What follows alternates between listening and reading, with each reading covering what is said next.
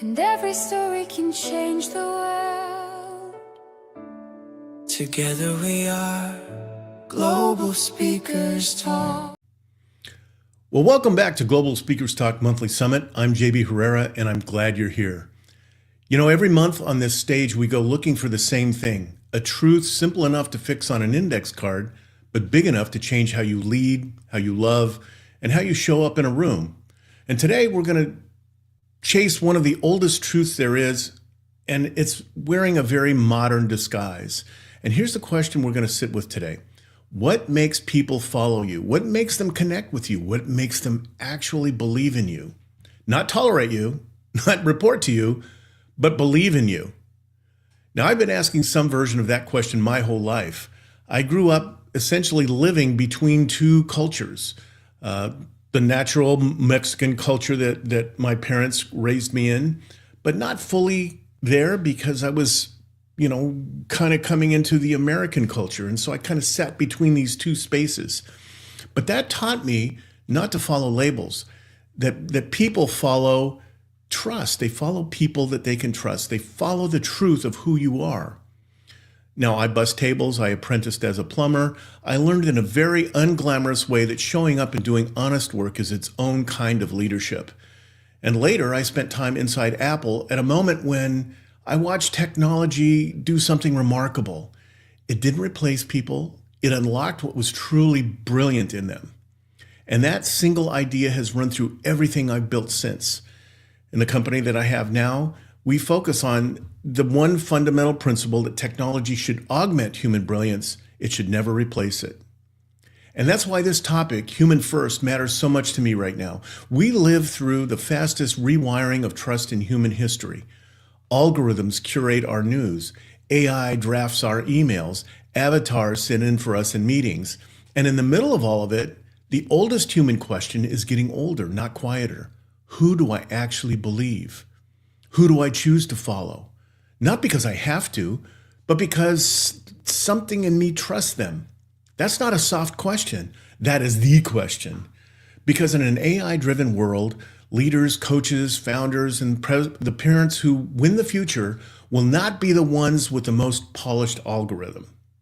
They'll be the ones who are the most human, the most trustworthy, the most connected. So today, we brought together 5 people who each have spent their careers living inside this exact question, from neuroscience to leadership to healing to empowerment to the conversation happening right now about what it means to be a man who is both strong and whole. So let's start today with someone who has built her entire body of work around one radical idea, that the most powerful leadership skill left in an AI-driven world might be the oldest one of all, truly listening. Please welcome the founder of Soulful Listening, a 2-time White House recognized innovation leader, a TEDx speaker, and a Vistage trusted advisor who is helping organizations reclaim human connection in an AI-driven world through a framework where neuroscience meets wisdom. Please welcome to the stage, Terri Lonowski. Terri, welcome. Hi, JB. I'm so happy to be here, and this is such an important topic. And I'd like to start out with a story, just painting a word picture of what goes on so often. And so let's kind of come into the room, into a meeting room. And this woman, she's an up-and-coming leader. She leans forward. She spent days preparing for this meeting. She's done the research, thought through the risk, found a solution that could move the team forward. Today is the day she will finally share it. She begins to speak. She's only 2 sentences in when someone more authority jumps in. The conversation shifts, heads turn, the meeting moves on. No one noticed she's never finished. No one asked, "Could you tell me more?" She smiles politely, lowers her eyes to the notes and that she stayed up late preparing, caps her pen. No one sees the decision forming beneath all that small gesture. She may tell herself it's okay, maybe once, but moments like this have a way of accumulating. And at the next meeting, she waits a little longer before speaking. At the meeting after that, she decides I'm not going to even speak at all. And before the end of that week, she's updated her resume and is on her way to the next great thing for her. This is happening way too often. When we look at statistics and we find out through really credible sources like Gallup that there is only 20% full engagement in the workplace. 20%. And that's costing businesses about $1.2 trillion a year here in the United States and $10 trillion globally. I mean, it just breaks my heart to know that this is happening. And I thought, is this real data? I kind of questioned that. So I reached out and did a very short video on revenge quitting, posted it on social media. It went viral. Within a couple of days, had 170,000 views, 3,000 likes, 500 comments, and many, many shares. And so what this tells me is this is real. This is live.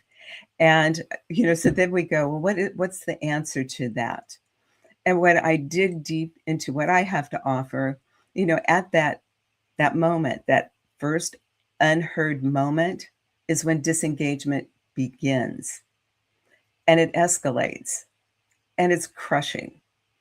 And so when we look at what can leaders do, and what I know to be true is that when leaders listen, people stay. Think about that. When leaders listen, people stay. And what a leader really is the steward and has stewardship over human potential in the workplace. Can sit with that one too.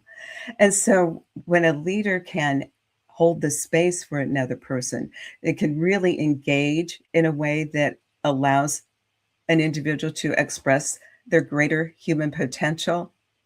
It has an upward spiral, and it begins by tuning in.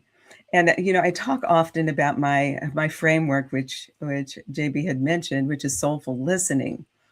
And the bigger point here is when we listen on a way that others feel heard, it is the trigger for really inspiring greater human potential and retaining people. We need the best and the brightest in each of us fully expressed right now. And I believe through the deeper connection, this can happen time and time again. And, I love like the awareness that comes when we realize that we have the power to inspire others and we lean into our humanity. We are wired as humans to thrive when we feel seen and heard and supported by others, period. And when we look at what can we do to inspire that, what does listening really look like?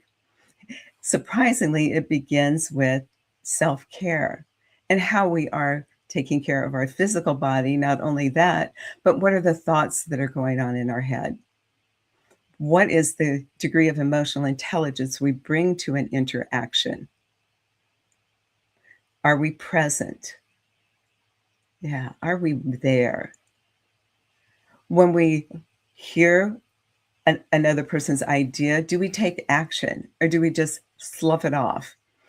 And when we're in this age of technology, when things are moving so fast, so fast, so fast, it really is important. Oh, no, not important, critical that we remain connected, that we lean into those gifts that only humans can have. And that is bringing out the best in others, bringing out the best in ourselves, and really looking at what a leader has the potential to do. And the leader has the potential, as I had mentioned earlier, to be the steward of human potential. And when that happens, people engage on a deeper level. There's more connection, which leads to a feeling of belonging, which leads to a safety net in which we can offer our creative genius, our bold ideas. And this is what sets leaders apart. And this disengagement doesn't happen all at once. We had an example a little bit earlier. It happens one moment at a time. And at that critical moment, when the disengagement begins, it spirals downward. And so, what we can do as really high quality leaders is engage people, ask for their ideas, make it safe for innovation to occur. And innovation is messy. It's messy.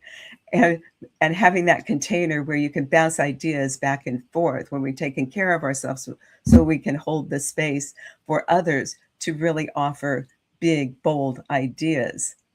That is the leader of today and tomorrow that will make a huge difference. And when we look at the fact that we are really humans that need to feel like we belong, we need to have our ideas and our gifts valued, and when we do, it almost like expands those. We become more of who we're meant to be, and we can offer these in a way that is needed, a way that solves the problems, because we as a global community are facing significant challenges that need the best and the brightest in each of us fully expressed. And so I would invite you, the next time you're in a situation where you're leading a group, to really pause, take a breath, just take a deep breath, tune in, hear what's being said, notice if somebody's being shut off, invite them back in, invite their ideas and their potential to be fully expressed. Again, leaders are the stewards of human potential in the workplace. So thank you for having me on the show today, JB. And this is such an important topic. Humanity is where it all is. and it can get we kind of get drawn into the power and the beauty of technology, and I'm a big proponent of it. But when that becomes the center focus of our existence and our interactions, and we lean a little too heavily into it, offloading our task, we need to take a step back and guide the technology, not let it guide us. Yeah. So thanks. Absolutely. I love that, Terri. Thank you very much for being here. And you've reframed everything, really. This is really awesome. When leaders listen, people stay. Yeah. Leaders can be the steward of human potential. Listening isn't passive, right? It's really the most active thing that a leader can do, especially in today's world. So, if listening is where trust begins, then the next question that we're going to do, we're going to talk about, is what we build with it once it's there. So Terri, thank you so much for being here today. Look forward to having you back on the roundtable if you have the time later. Yeah. We're going to have some really good, fun questions that we can talk about then. Thanks again, Terri. Fantastic. Thank you. All righty. Well, my next guest has spent more than 40 years inside boardrooms, family businesses, and nonprofits, answering exactly that question. He calls it the helping conversation, and it has made him one of the most trusted executive coaches in the country, blending neuroscience, conversational intelligence, and positive psychology to build high-performing, high-trust teams. Please welcome executive coach and leadership consultant and the host of the Helping Conversation podcast, Keith Greer. Keith, welcome to the stage.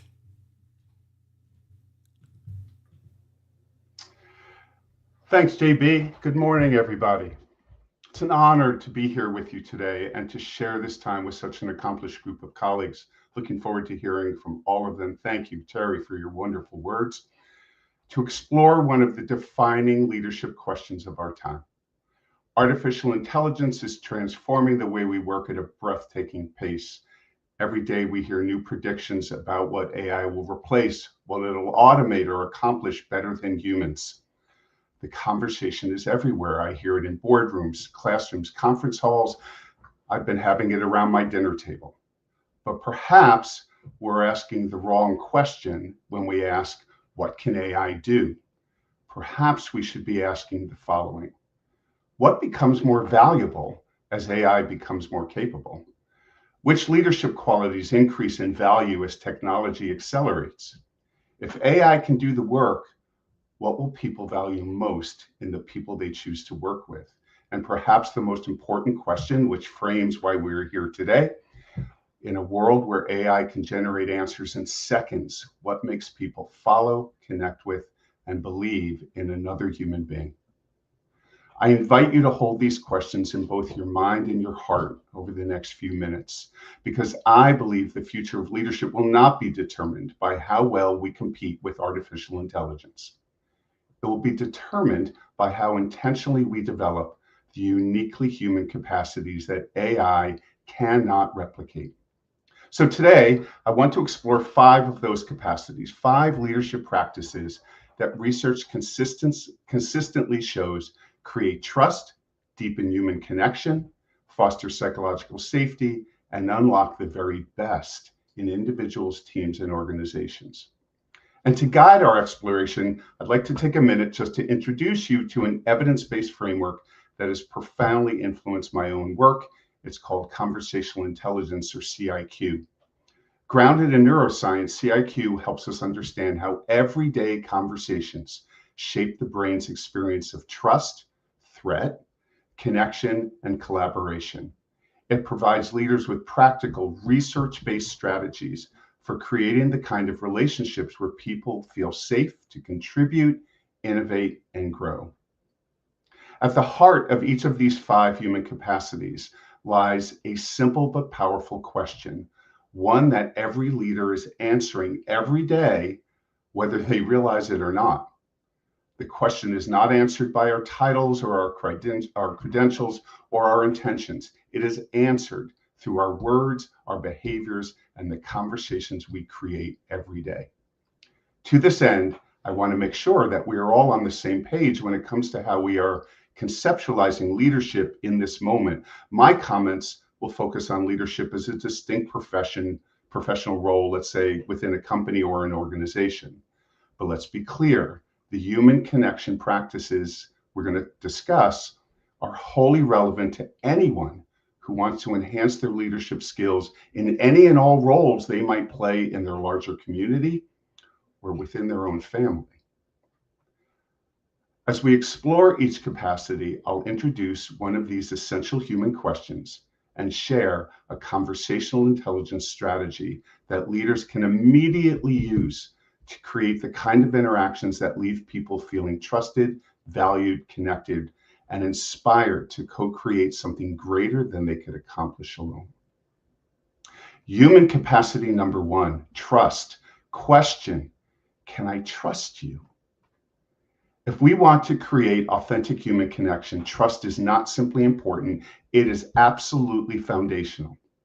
The fascinating part is that trust isn't built through good intentions alone. Conversational intelligence teaches us that our brains are constantly scanning for evidence, concrete evidence that another person is trustworthy. Much of this process occurs beneath our conscious awareness, but every interaction either strengthens trust or quietly erodes it. So how does a leader intentionally answer the question asked by those they lead? Can I trust you? Well, let me ask you a question. Show of hands.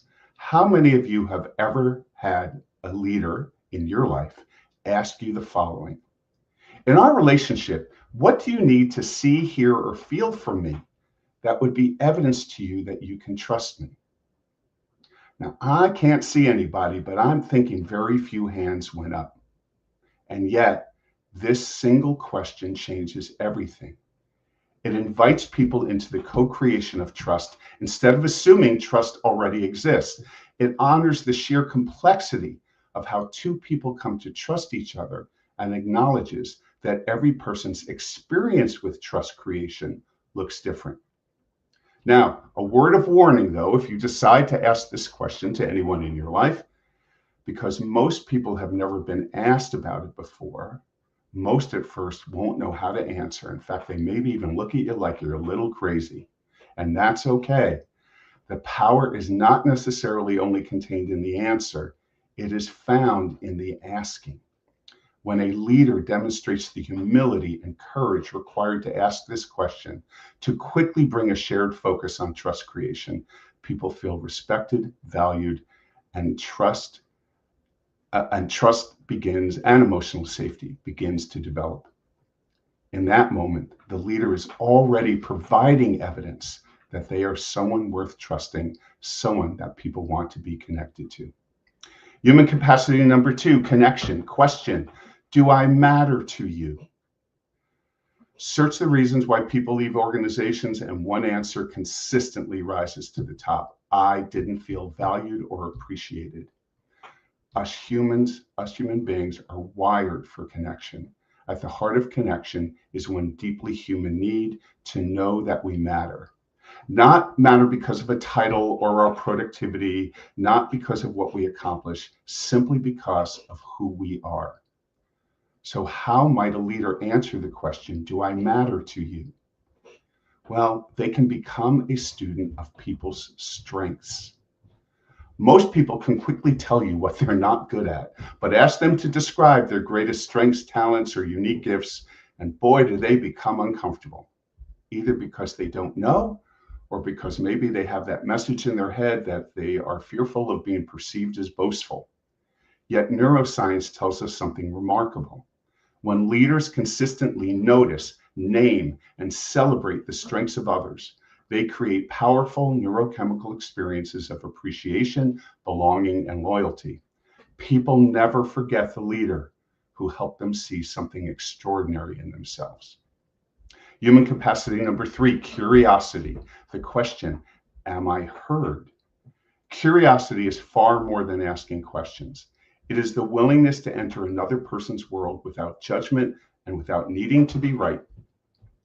Authentic curiosity says, help me understand. It replaces certainty with discovery. CIQ encourages leaders to ask what are called questions for which you have no answer. These are genuine questions, not leading questions disguised as curiosity. When people encounter this kind of curiosity, something remarkable happens. They think more deeply, they speak more openly, they become more creative, they feel heard. Research even suggests that people report feeling smarter when in conversation with someone who authentically asks thoughtful, open-ended questions. In fact, in her book, More Time to Think, author Nancy Klein refers to this as people becoming each other's best thinking partner. Imagine becoming the kind of leader whose team can't wait to talk to you because every conversation helps them think better. This is the power of curiosity. Human capacity number 4, courage. The question, do you believe in me? One of the greatest demonstrations of belief is the willingness to have honest, forthright, and candid conversations. Not conversations designed to criticize, not conversations intended to control. Conversations grounded in mutual respect, trust, and dignity. When leaders have the courage to engage in candid dialogue, they send a powerful message. I believe we are capable of having this candid and challenging conversation together. That is profoundly different from an AI chatbot that simply tells people what they want to hear. Real leadership requires difficult conversations, requires accountability. At times it requires the ability to give and receive feedback. And feedback is an inherently vulnerable making conversation for just about everyone, which is why one of the most powerful questions a leader can ask is, to honor the trust we're building together, what's the best way for us to give each other feedback? Now, again, as was the case with that question about trust, most people have never been asked this question by any leader they have encountered. And again, as was the case with that trust question, many won't know how to answer. But the magic, once again, isn't in the answer, it's in the invitation. The invitation says, your voice matters, our relationship matters. Let's build a way of communicating that allows both of us to grow. And finally, human capacity number 5, meaning. The question, why does any of this matter? What happens when leaders consistently build trust? interact with people in ways that leave them feeling like they matter, leads with genuine curiosity, and courageously engages in honest conversation while something extraordinary emerges. People don't simply come to work, they become part of something meaningful. Meaning isn't created by mission statements on the wall. It is created through thousands of human interactions that communicate you belong here, you matter to me, you can grow here. We are building something worthwhile together. Meaning is born in relationships. It is found in shared purpose, emotional safety, mutual contribution, and the opportunity to bring our best selves to work every day, to give our biggest and best contribution to the world. And this is precisely why, in an AI world, these 5 human capacities have become our greatest competitive advantage. AI cannot generate information. Generate information in seconds. It can summarize reports, it can answer questions, but it cannot genuinely earn trust. It cannot leave another human feeling deeply valued. It cannot be authentically curious. It cannot courageously navigate the complexity of real relationships and emotionally charged conversations. And it cannot create meaning through shared human experience. That is the work of leaders. In a world increasingly defined by artificial intelligence, our greatest opportunity is not to become more like machines. It is to become more deeply, intentionally, and courageously human. So I'd like to take you back to the question we began with, specifically the first question I asked you to ponder. What becomes more valuable as AI becomes more capable? I believe the answer is us, not our technical experience, not our ability to produce information, not our efficiency, but our humanity, our ability to earn trust, to help another person feel seen, to ask questions that unlock endless possibilities, to have the courage to tell the truth with compassion, and to create meaning through relationships that inspire people to become more than they believe they could be. Technology will continue to transform the way we work, but it will never replace the feeling of being deeply trusted, deeply valued, deeply understood, or deeply believed in. These experiences are created one trusting and safe conversation at a time. As AI continues to become more intelligent, let us become more intentionally human, because the leaders who will shape the future will not simply master technology, they will master the conversations that bring out the very best in people. And so, I would like to leave you all with a challenge. Tomorrow morning, when you walk into your office or sit down for a cup of coffee at your favorite spot in your community, or join the people you love at the breakfast table, you will have hundreds of decisions to make, emails to answer, meetings to attend, problems to solve, maybe technology to manage, places to go, chores to get started on, shopping to be done. But before you do any of these things, I'd encourage you to ask yourself one question. What conversation can I have today that no AI could ever have? Maybe it's asking someone what they need in order to trust you. Maybe it's helping someone discover strength they don't yet see in themselves. Maybe it's asking a question for which you genuinely have no answer. Maybe it's having that courageous conversation you've been avoiding. Whatever it is, have that conversation, because leadership has never been about having all the answers. It has always been about creating conversations where people discover the answers together. Thank you. Wow. Keith, that's amazing. Thank you so much for being here. I mean, you really gave us the architecture of trust at the leadership level. Conversations that build high-performing teams come from the conversations of being human. Yes. And having those on a daily basis.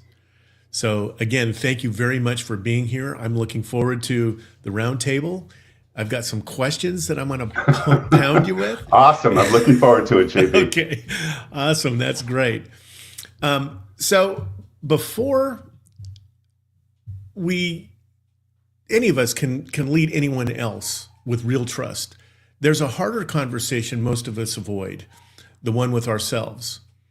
And my next guest has spent decades helping people have exactly that conversation, bridging clinical insight with sacred ceremonial practice to guide people toward real healing and transformation.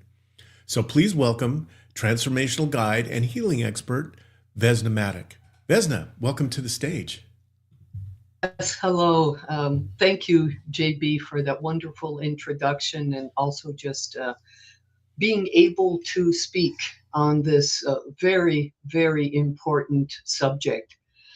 So, coming at it from my perspective, from psychology and spirituality, see what happens in society is that certain words, certain phrases are started, and then after a period of time, it kind of permeates the culture, society. And when we hear those words, those phrases, kind of automatically we begin to have this idea of our feelings and how we need to behave even. So I believe that with the word resilience, what we hear and how we start to act is that we just believe that, well, you know what, if I just kind of push through this, if I'm tough and just be stronger, then things, will work out. And I believe, especially for men, because of hearing certain phrases again while growing up, and then even in adulthood, these phrases like, boys don't cry, men don't cry, be a man. These are often said without thinking, and we believe that simply hearing this is going to make us stronger. What many people mistake resilience for is this idea of never stumbling, never falling. And it is thought that if we are just tougher, okay, don't cry, don't show emotion when facing the issue, that somehow or another we will be stronger. So emotional resilience isn't something that we create.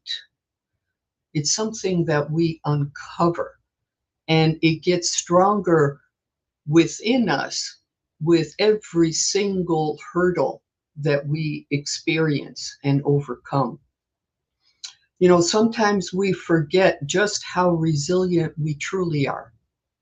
If you look at humanity, we have survived wars, famine, disease, natural disasters, personal tragedies, and unimaginable loss.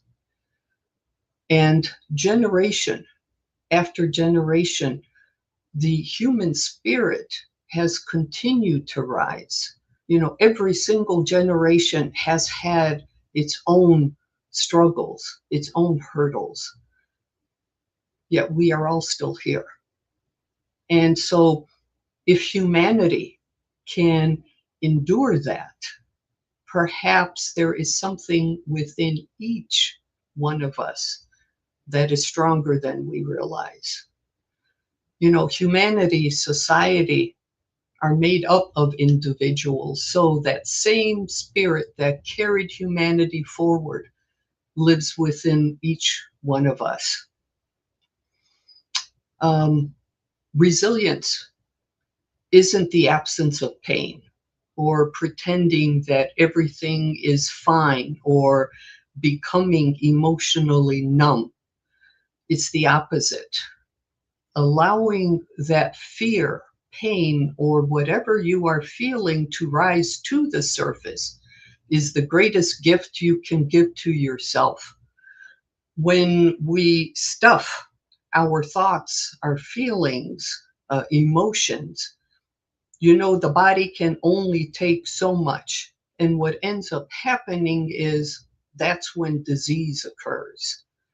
So the more that we allow ourselves to either, hopefully speak it out or do some physical activities, we are then releasing all of those emotions, all of those fears and everything. So that is the greatest gift that we can give to ourselves. You know, true resilience is our capacity to remain connected to ourselves even while life is asking everything of us. When we reconnect with ourselves, peace follows naturally. So I don't believe resilience is about bouncing back. And we often hear that phrase also, you know, about bouncing back. It's more about moving forward. We are continually evolving, continually learning, and continually becoming. You know, life is one big classroom. We are always learning things. So every experience leaves us different. The question isn't, how do I get back to who I was? See, the question really is, who am I becoming because of this? We can never turn back the hands of time. We can never return to the person we once were because these events do change us. So think of something simple, you know, like when you learned how to ride a bike. I don't know. Remember how difficult it was. You know, if you got on the bike, you fell, you got back on, you fell again. But once you have learned how to do that, you know, your life has changed completely, because now you can go get on the bike, if you have one, whenever you want, and it gives you more freedom. Okay? So again, life is always shaping us, but we can rediscover the essence of who we've always been, and that is beautiful. The experiences change us, but our essence remains. So healing is not a return to the past. It is more of a reunion with ourselves. And I ask everyone to ask yourself this question: what has remained strong within me all along? See, I also believe that resilience is a blend of a psychological capacity and a spiritual one. There is something within each of us that remains untouched by our circumstances. You know, life can wound us, disappoint us, and change us, but it cannot diminish the deepest essence of who we are. And when I speak of the human spirit, you know, I'm not speaking about religion. I am speaking about that quiet place within each of us that refuses to give up. It's the part of us that continues to love after heartbreak, hopes after disappointment, and chooses compassion after being hurt. That is the true human spirit. And I believe that spirit is far more resilient than we often realize. So if you want, you know, just imagine a tree after a storm. You know, its branches may be broken, some leaves may be gone, but if its roots remain strong, life continues to flow through it, and we are much the same. Life storms may bend us, but when we remain connected to our deepest roots, we discover a strength we didn't know we possessed. So inner peace isn't the absence of struggle. It's the presence of something deeper than the struggle. So again, I want to reiterate, resilience isn't bouncing back to who we were. It's expanding into who we're capable of becoming while remembering the essence of who you have always been. So life will change us. It will challenge us. It will also invite us to grow in ways we never expected. We may never return to who we once were, and perhaps we were never meant to. But beneath every experience, beneath every loss, every disappointment, every success, and every joy, there remains something consistent. You know, you can call it your soul, you can call it your spirit, you can call it your deepest self. Whatever name you choose is the part of you that has quietly carried you through every chapter of your life. That is resilience. And when we remember that we don't simply survive, we begin to live with courage, compassion, and an inner peace that no circumstance can take away. So that is my take on resilience. And thank you for this time to speak about that. Absolutely. Thank you, Vesna. Absolutely. Thank you, Vesna. This has really been This has really been amazing. amazing. Well, I have an echo in my head. Sorry. Sorry. This is you just reminded us. You just reminded us that you cannot give people cannot that which give you haven't people found in that which you yourself. haven't found in yourself. That connection really That starts with connection really wholeness. starts with wholeness. That deep part of That who you deep are. part of who you are. So let's hold So that let's concept. hold that Vesna. concept. Thank you very much for giving Thank you that very to much us for giving today. that to us today. You're welcome. Thank you. Awesome. Awesome.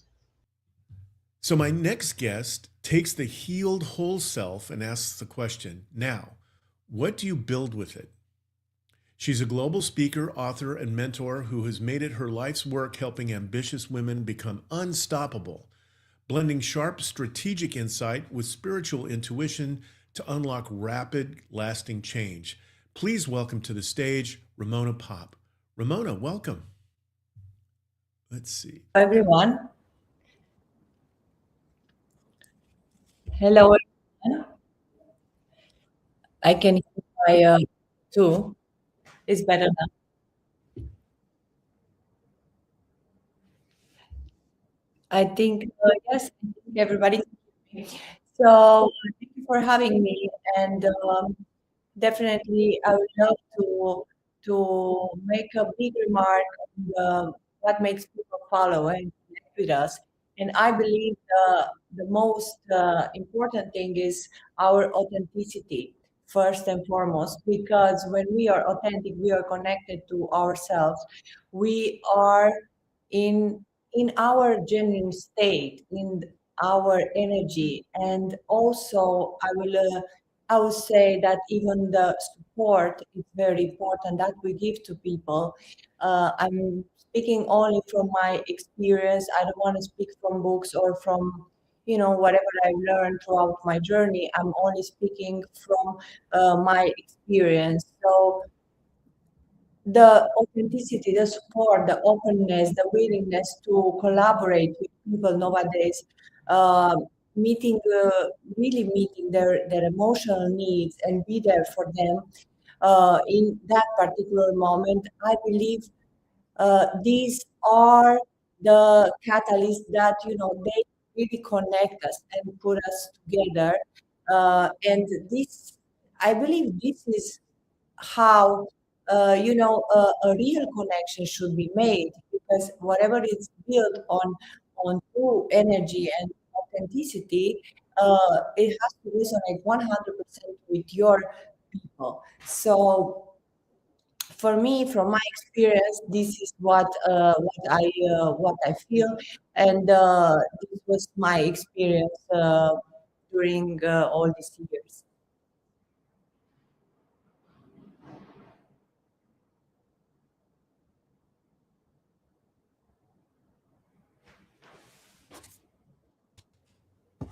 Well, Ramona, let me ask a question if I could.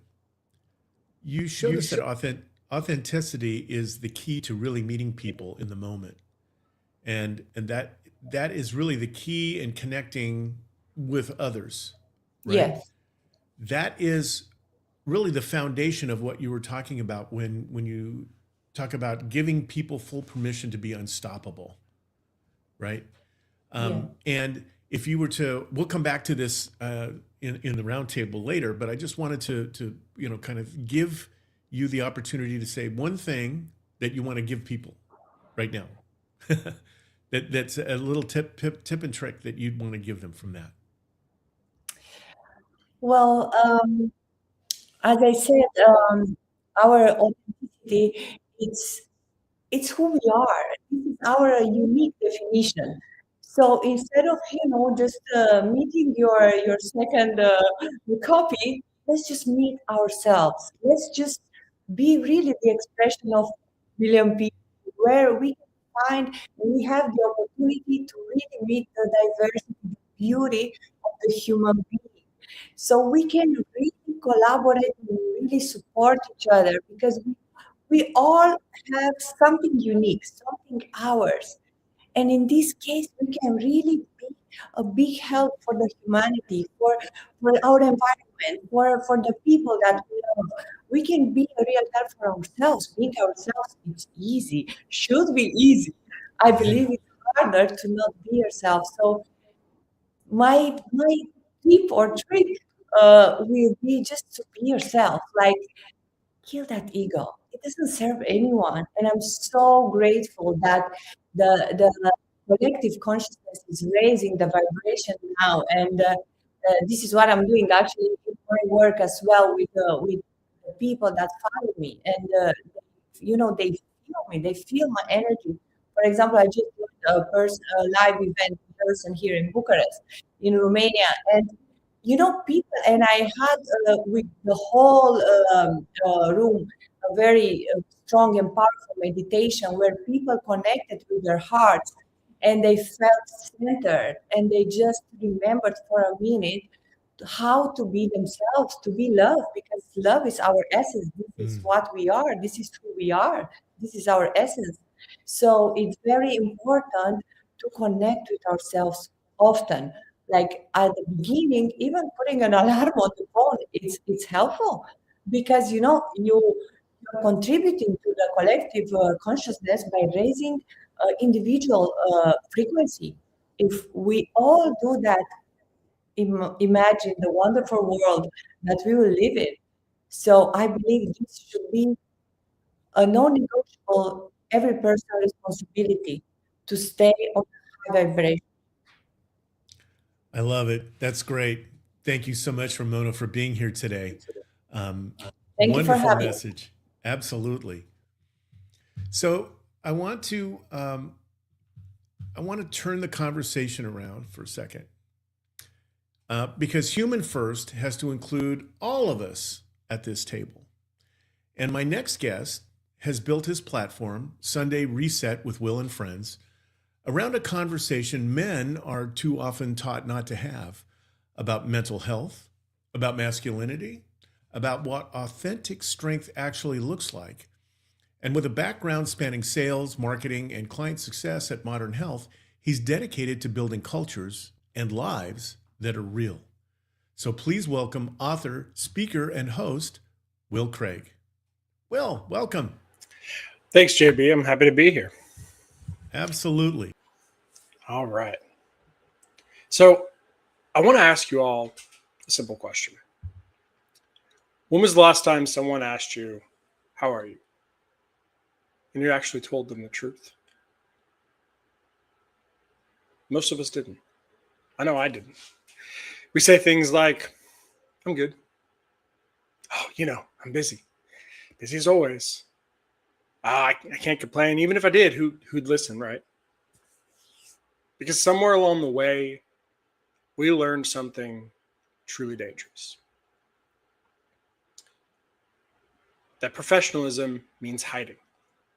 That leadership means certainty at all times. That confidence means never letting people ever see you struggle, never let them see you sweat, right? And I believe that for years. From the outside, I looked successful.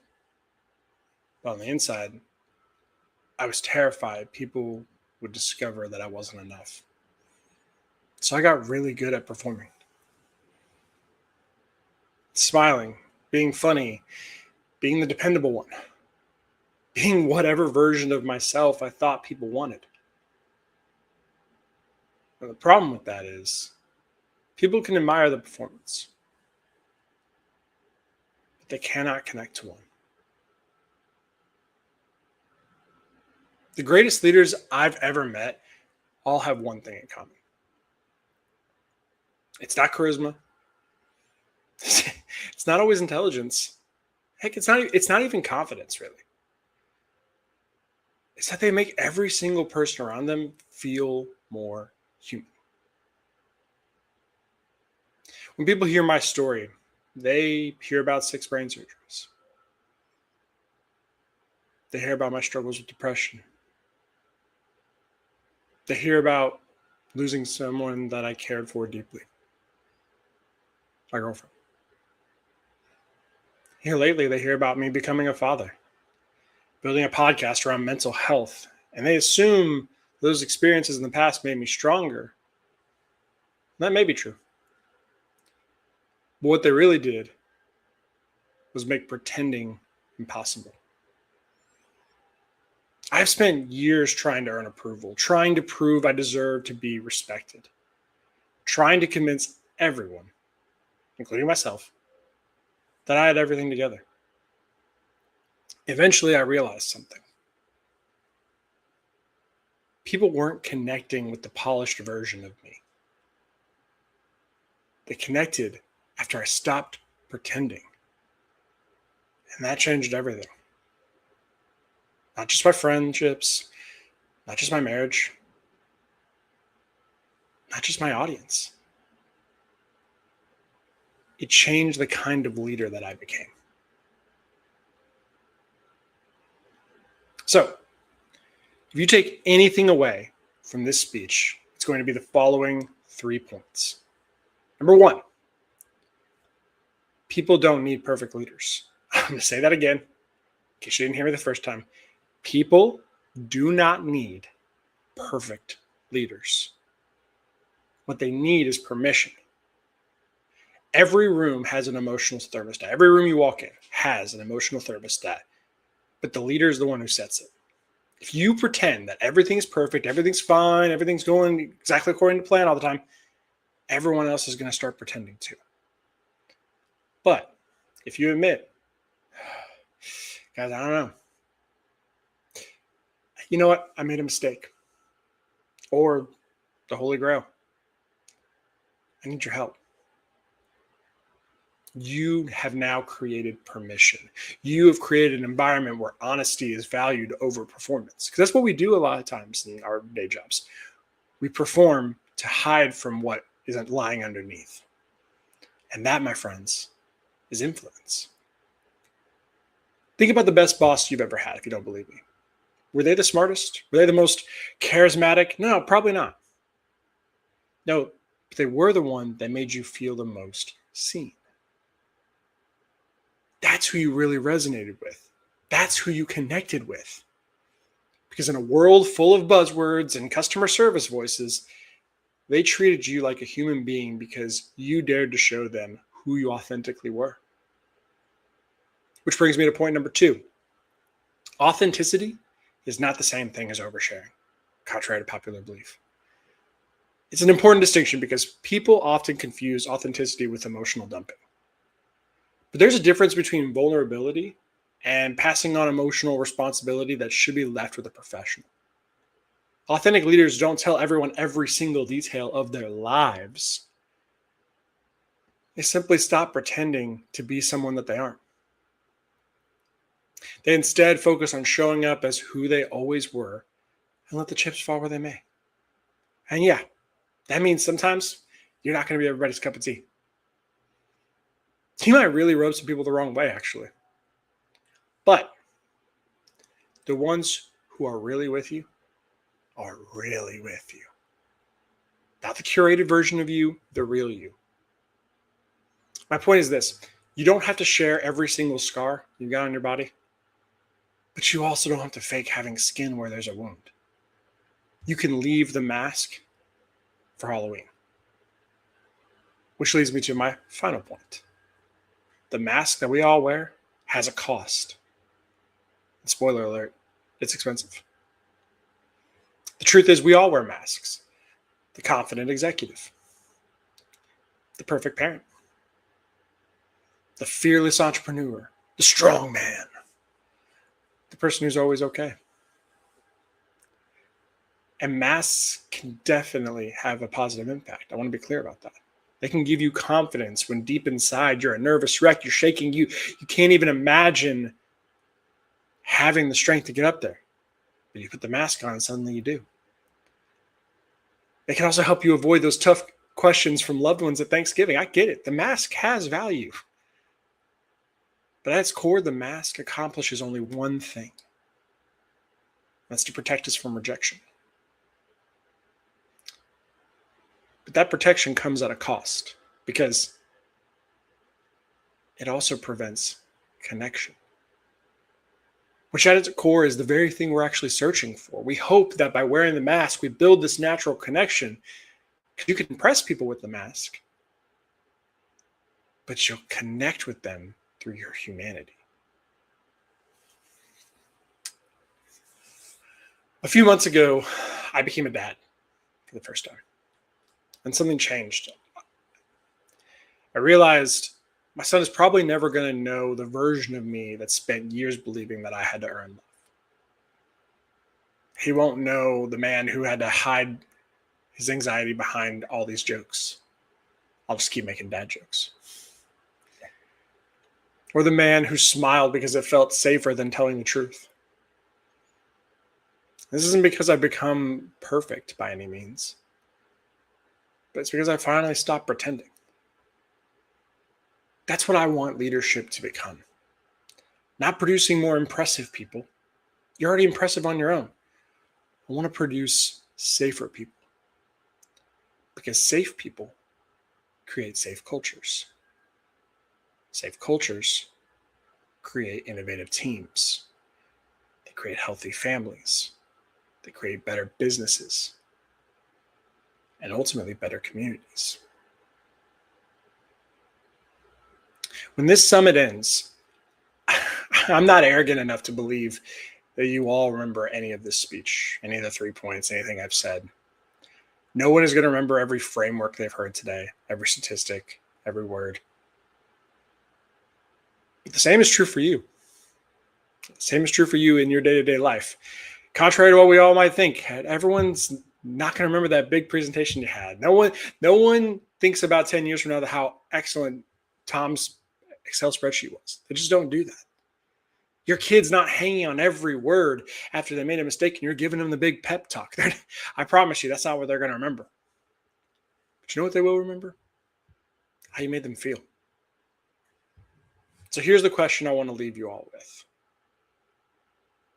Who feels safer because you are the one that led them? Is your family? Your employees?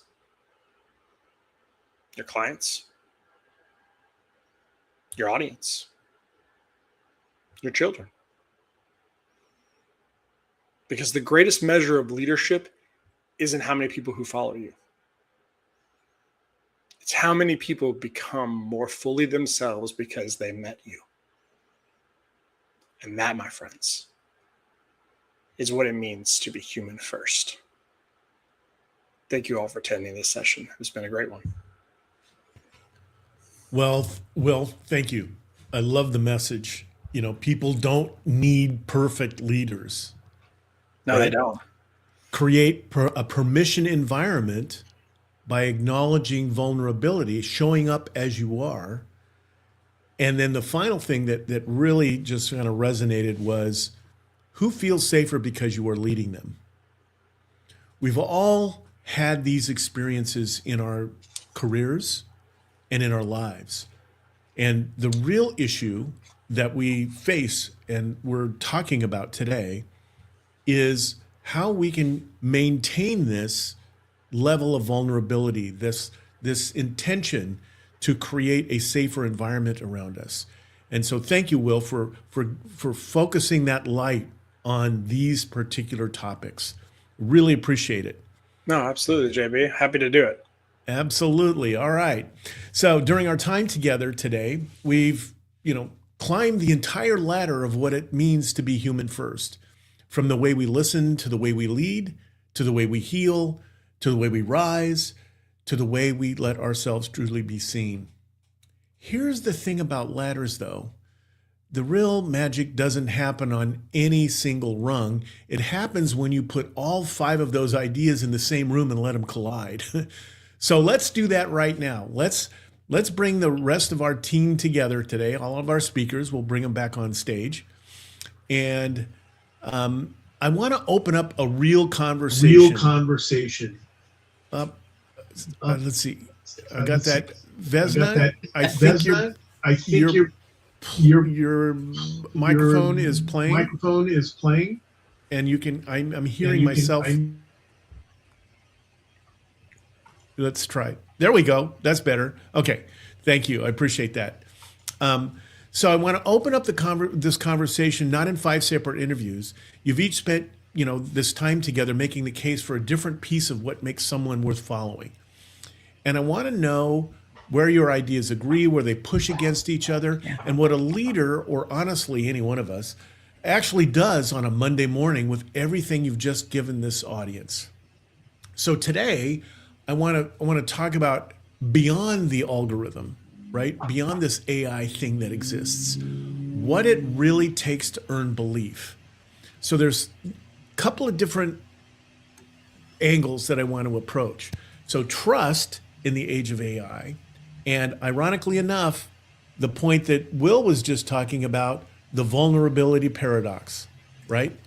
Why does showing up authentically, flaws included, build deeper followership than projecting perfection? So does that make sense? Yeah. All right. So I'd like to, let's lead it off here. And who would like to go first? Vesna. Okay, now turn your microphone on. Here we go. Okay, so excellent question. And what I so often tend to tell people, with this whole idea of perfectionism, is that no one is perfect. You can look even at a diamond, and they are very, very rare. Okay, so this whole idea of striving for perfection is ridiculous, because it sets up this bar that is unobtainable.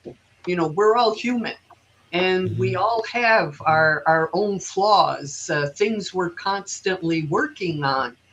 But that's also the beauty of being human, okay? Because we are constantly growing and perhaps, the phrase becoming better versions of ourselves. And that's the main issue, is constantly just working on learning more and knowing more about yourself. Interesting. Yeah. Okay. I like that. Terri, how about you? Yeah, I'd like to just piggyback on that. Okay, I'm hearing an echo coming back. Yeah. I don't know why, but here we go.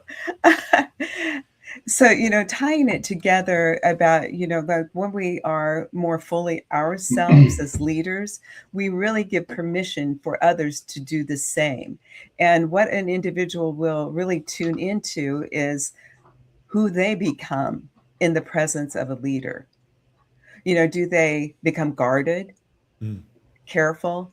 Neuroscience will tell us we need to shift into fight flight if we don't feel safe. Right. And then we don't have access to our higher reasoning, our prefrontal cortex. So it has a physiological component to it as well as an emotional one. But when we are in that safe place, when the moment is protected, when we become more fully human, our essence and our gifts expand as opposed to diminish. Yeah. Oh, I like that. Absolutely. Yeah. Keith, what do you think? So your question of Monday morning when that leader walks into their office, what might be something they could do? So I would say, well, sit down, take a breath, and really get curious about what has worked in the past, what hasn't worked in the past in terms of how I create relationships with people. What do I want to create differently than maybe I have created before? I am and this is a bias that guides so much of my work. Leadership at the end of the day is nothing more than a relationship. It's a form of a relationship. And so my experience tells me that when leaders get stuck, right? Lita had this conversation earlier this week with a client of mine, stuck, had to have a conversation with someone on their team. It was a pretty courageous conversation, wasn't sure how to do it, was scared of doing it. What if they don't like me? You know, all of those wonderful messages that were running through their head and heart. And so what we know for leaders is when they get stuck, they're not getting stuck because they didn't read the latest leadership book. They're getting stuck because of their stuff. What we all bring, the culmination of our lives that we bring to every relationship we're in the here and now. And there are patterns to that. There are patterns to that stuckness, let's say. So, so for leaders to just get curious about that, for leaders to be willing to work with a coach, for leaders to try something new, for leaders to simply believe that everything all of us talked about today is true, that leadership begins and ends with relationships. So I'll say one other thing, just again, bringing this back to neuroscience, that is a wonderful example of a way that many leaders, especially leaders who are of my generation, have been taught to think about leadership. And so leaders of my generation have been taught, don't show that you don't know, right? Always be in charge, always have all the answers. But what do we know in the neuroscience world?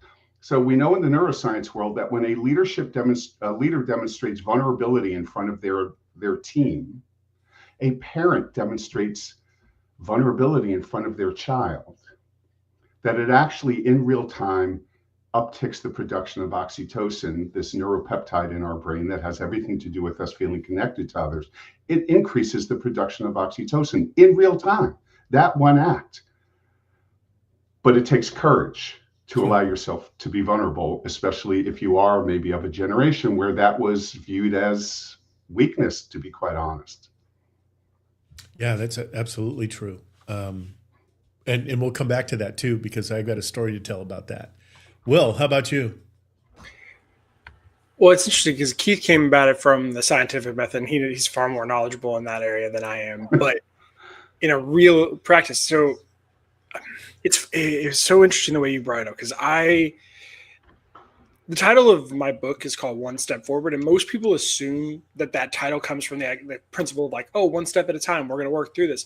But that's actually not the idea that came in my head when I came up with it. What I came up with was, I firmly believe, and I've seen it in practice, I actually started a mental health employee resource group at one of the companies I was at. And the whole center around idea was, I want to create a space where people can come in this corporate world where we're all supposed to check ourselves at the door and not share all this parts of our lives that matter outside of work. Here, I want to break down those doors. And so how do you do that effectively? And so what we did was we realized, my core thesis has always been is that people want to share. They want to do that thing. More often than not, they need somebody else to go first to give them permission to do so, right? They need somebody else to go, hey, I'm struggling. And now all of a sudden, you've given everyone subconsciously permission to do the same thing. And so that's why One Step Forward came into my head. It was like, if you can be the one person in your group dynamic to step forward and share those things. And so what we did when we were trying to establish it in the company, you're asking the question of what should a leader do, is find a way to facilitate an opportunity where you have maybe somebody who's an individual contributor, then you have somebody who's maybe one or two people in middle management, and you have one of your C-suite. Have each of them in a panel, very similar to this, be open and vulnerable about something going on in their life. Because now you've created this dynamic where it's not just a bunch of individual contributors and they're worried about what their leaders are going to think. Everyone has skin in the game. Everyone has now a place where they can go, oh, wow, our CMO was open about that. I now feel more comfortable doing these things too. You've seen somebody that you can relate to, but you can also see someone you admire, and that creates a space of sharing. And so I think, and that's me, I would really want to ask myself, similar to what I said in my speech. It's like, do people feel safe in your presence? If they do, then this dynamic should be natural. If not, you have some questions you need to ask yourself first. Yeah, that's absolutely true. And thank you very much for leading me right into the story that I wanted to tell.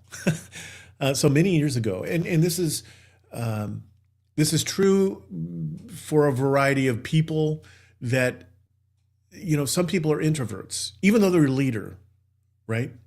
And that introversion can lead you to a place where you distance yourself from the people who are around you.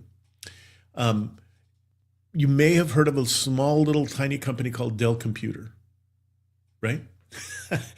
So Michael Dell, when he started the company in his dorm room in college, built it into this multi-billion-dollar company.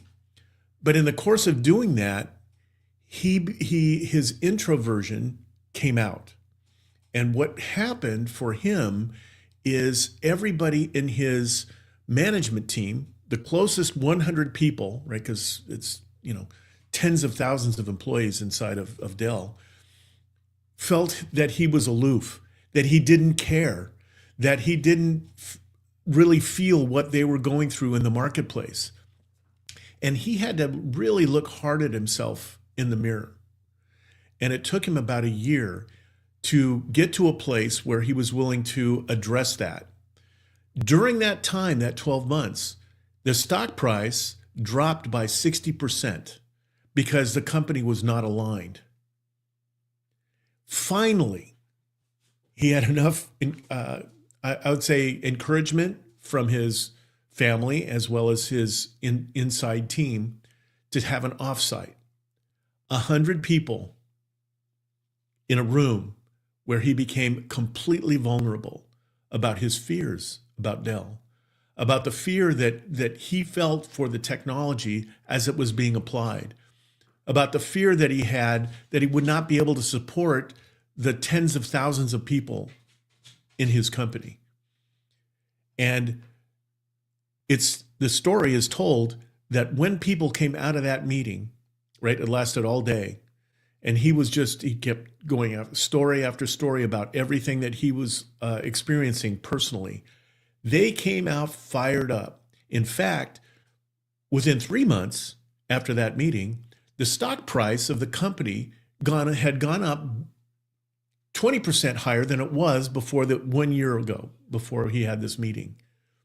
So I want to bring that out because while we talk about it's important to show vulnerability, there's real positive effect in our personal lives, as well as in our leadership roles, as well as if you're leading a company, to what your profitability could potentially be. Now, I'm in the technology business, right? I've come in, grown in. Like Keith, I've been a coach and a mentor for many, many years, and lots of different conversations with CEOs. And one of the things that is a challenge in today's world of AI is that we're always looking for a couple of things. The easy button, and forget AI for a second. Everybody looks for the easy button. I want this to be fast, easy, quick, right? And it all comes out of this one philosophical principle. Fail fast, fail forward, iterate. Doesn't matter. You're just going to figure it out, and you'll ask for forgiveness instead of asking for permission.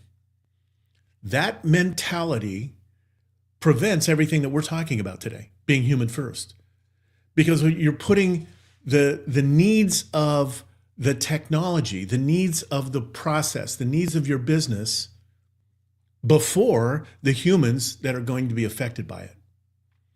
Now, for me, this came really clear. I just spoke at an AI conference in San Francisco in the last week, and I met with several founders and CEOs of small startup companies, and some members from the Frontier Labs themselves. They all felt the same way. Fail fast, fail forward, get it out there, don't matter what. And we've lost that humanity. It's not about AI. AI is typical, or it's not typical, but it becomes endemic to everybody because everybody has access to it. What we have to be aware of, and this is one of the things I want to raise to the panel here so we can talk about this. How can we as individuals not buy into that mentality and have a different framework that talks about leadership that's based on that human first? How would we measure that? Right? How would we measure that? So I'm going to pose that to the panel and see what we have. Who would like to go? Will? Well, I actually want to call out something because I think it's an interesting place of where it got you. You call out the framework of fail fast, fail quick, and doing that. And then that led to some of these other things. But I think that initial idea there has humanity within it. We just chose to go about it in a different way because we took it as an opportunity to say, grow at all costs. But the essence of that initial framework was meant to be, hey, stop worrying about the mistakes so much. We're all going to make them. And you overthinking this and over planning this is getting in the way of any progress we could have because you're too busy living up here, not doing and learning and growing and developing. So I think we need to get back to that idea of everybody realizing that, hey, when we say fail fast, what we really mean is stop worrying about the mistakes so much. We're all going to make them. It's inevitable that we do that. Now, in a world of AI, how you pair that together, I think if you're going to use it, if you're going to leverage AI, and maybe some people on the panel are going to be against it, and it's understandable, but I choose to operate that it's going to be in our lives, whether we like it or not. And so you're better off trying to learn how to exist with it. Sure.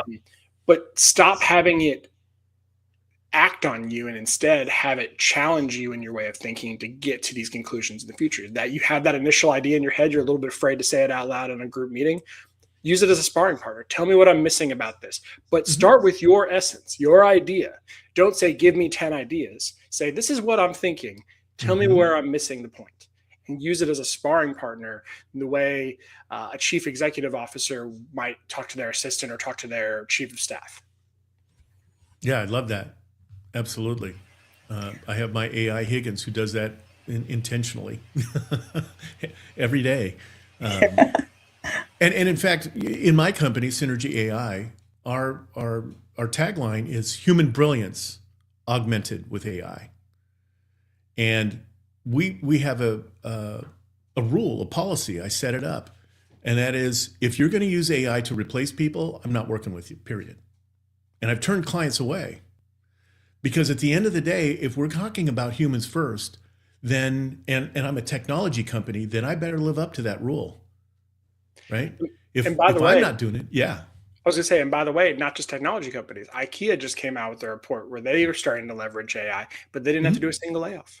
They just repurposed the people that already existed to say, hey, these are things you no longer have to worry about, but let's train you and skill you up in another area of the business to help you grow and develop yourself. Exactly. In fact, that's one of the elements in the technology platform that we have is upskilling, right? Okay, if I can just kind of weigh Terri, in for just please a little. go for it. Yeah, I was working and counseling an individual. She was, kind of a very high performer at a consulting group. And she admitted to me that she was holding herself back and performing about 80%. So anyway, a couple weeks later, she lets me know that she has now left where she was. And when she had her exit interview, she shared very candidly that she was holding herself back. Her higher up did not even know that she had constricted herself a little bit because she was such a high performer, and they had embraced technology and AI. And instead of up leveling, which you just mentioned, they just piled more work on her and didn't open up the space for this evolving of her talent. So I just wanted to give that as a real life, very current example. Yeah. No, that's absolutely right, Terri. The reality ends up being and again, I come from the technology industry, right? And forever, the technology companies have always said, we want to disrupt things, right? It was all about disruption without understanding the consequences. And we see evidence of all of that now. And this is an example of that particular mindset where we're going to move forward and we're not going to consider the consequences, unintended or even sometimes intended, and what that means for people. So I just wrote a book called Collaborative Capitalism, which deals specifically with this. And really what we're talking about here is human first. And human first requires us, as an industry and as people and as guides, because I consider us guides. That's what we're here for, to help other people, guide them to this place where they can be human first, is giving them the principles and showing them by example how to do it on a daily basis. Yeah. And I want to thank you all today for being here. This is exactly the kind of conversation I wish more rooms, boardrooms, living rooms, comment sections are having right now. And hopefully we've stimulated people's minds so that they're willing to have these conversations moving forward. So I want to thank again Terri, Keith, Vesna for being here. Will, great thoughts, but I don't want to stop here. When I opened today's show, I told you I grew up in the in-between, not fully one thing and not fully another. And that the in-between taught me that people don't follow categories, they follow trust. And so what our speakers today have just proved together at this table is that trust isn't one skill, it's a stack. It starts with listening, it's carried by honest conversation, it's deepened by healing, it's embraced by being vulnerable, and it's activated by a belief, unstoppable belief in yourself. And it's completed when you have the courage to be fully, truly seen exactly as you are. And that's the whole argument of human first. Technology is only going to get faster, smarter, and more persuasive, but it will never listen the way Terri listens. It will never hold a helping conversation the way Keith holds one. And it will never sit with someone in their healing the way Vesna does. So, and of course, it will never have the courage to say, I'm not okay, and I'm working on it the way Will just did, live, right? That's the ground we stand on, not because we're competing with machines, because we were never supposed to. Our job now, more than ever, is to be so unmistakably human that people have no choice but to trust us, connect with us, and believe in us. So I want to thank you again, speakers, for being here. You guys are wonderful. We're not going to let this conversation stop here. I'm going to reach out and we're going to continue to build this because we have a mission at Global Speakers Talk. And I know that you participate in that mission too, to enhance the quality of our lives. So thank you for being here. I'm JB Herrera. Thank you for spending this time with us at Global Speakers Talk. So go, be human first, and we'll see you next month. Thanks very much. Together we are Global Speakers Talk.